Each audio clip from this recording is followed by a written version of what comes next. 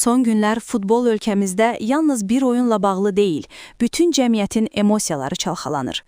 Qarabağ Niderlandın Ajax komandası qarşısında qalib gələ bilmədi və bu məğlubiyyət görünür sadəcə bir nəticə deyil, böyük bir psixoloji təlatümdür. Yaşlılar təzyiqin qalxmasından narahatdır. Orta yaşlılar ürəklərini əlləri ilə sıxaraq düşünür, gənclər və yeniyetmələr isə göz yaşları ilə təsəlli tapmağa çalışır. Sosial mediada söyüş, qarğış, nalə və təəssüf səsləri göyə qalxıb. Cəmiyyət sanki emosional uçurumun kənarındadır. Səbəb çox sadədir. Bizim cəmiyyətin futbol standartları aydındır. Ya hamıya qalib gəlirsən və hər kəs səndən hər şeyi tələb edir, ya da hamıya məğlub olursan və heç kim səndən heç nə tələb etmir. Lakin Qarabağ bu qaydanı pozdu. Gah qələbə qazanır, gah məğlub olur.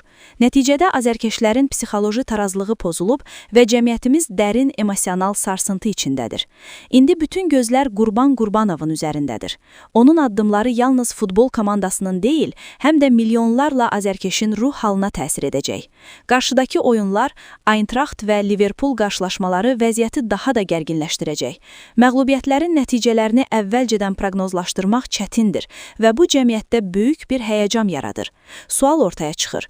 Qurban Qurbanov necə davranmalıdır? Komandanı dəstəkləyərək cəmiyyətin psixoloji sarsıntısını yüngülləşdirməli, yoxsa strateji dəyişikliklər apararaq riskləri minimuma indirməlidir? Futbol yalnız oyun deyil, bu cəmiyyətimizin emosional standartlarını sınayan bir sınaqdır. Azərkeşlər, mütəxəssislər və futbol ictimaiyyəti birlikdə düşünür. Komanda qalib gəlməlidirmi? Məğlubiyyət psixoloji travmaya çevrilməməlidirmi? Qurban Qurbanov istefa verməlidirmi? Yoxsa davam etməlidir? Bu suallara cavab yalnız zamanla məlum olacaq. Amma bir şey dəqiqdir. Qarabağ və Qurban Qurbanovun addımları futbol ölkəmizdə həyəcan və emosiyaları pik həddə çatdırıb. Daha çox futbol xəbərləri, analiz və gərgin oyunlar üçün abunə ol və zəng ikonuna bas.